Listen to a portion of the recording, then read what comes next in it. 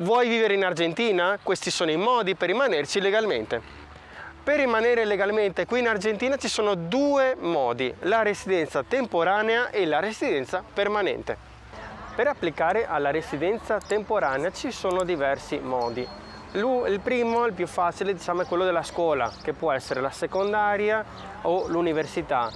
Però cosa importantissima è che qualsiasi entità scolastica, istituzione, deve essere assolutamente iscritta a Migraciones, altrimenti è impossibile solo iniziare il tramite. Ma prima di andare avanti ricordati di iscriverti al mio podcast in cui pubblico contenuto interessante, storie italiane come non le hai mai sentite e anche qualche altra cosa ogni tanto. Comunque lo puoi trovare su Apple Podcast, Google Podcast e Spotify ed è totalmente gratuito, e anche su Spreaker.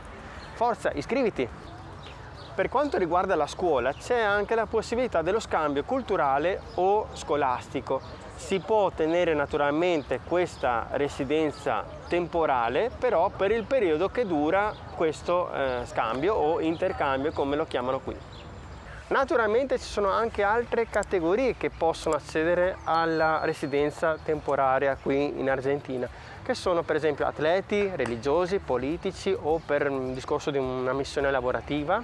E giusto per parlare di lavoro, chi vi assume deve essere registrato assolutamente a migrazione, perché altrimenti sarà solo impossibile anche iniziare il tramite di residenza. Naturalmente non è finita qui, perché la residenza temporanea vi dà anche accesso alla permanente, però bisogna rimanere qui 3 anni senza uscire dal paese, non andare a trovare la mamma e i parenti in Canada, Orlando, Disney, tutte queste cose qua non si faranno per 3 anni. Ti fai un bel giretto per l'Argentina che è stupenda, vai a vedere qua su altri posti e rimani qua, così puoi continuare il tramite di residenza. Però come si applica alla residenza permanente in Argentina?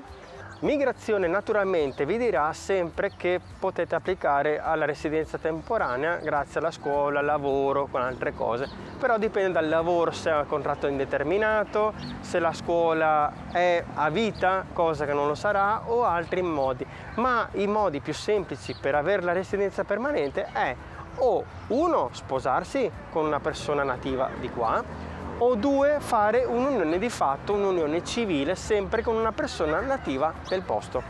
Mi raccomando, iscriviti al canale per aiutarmi, così continuerò a fare video di questo genere e anche molti altri. E naturalmente se vuoi sapere un po' di più su di me o del mio giorno a giorno, non sempre, puoi iscriverti sul mio Instagram, un italiano in Argentina. A presto, ciao ciao!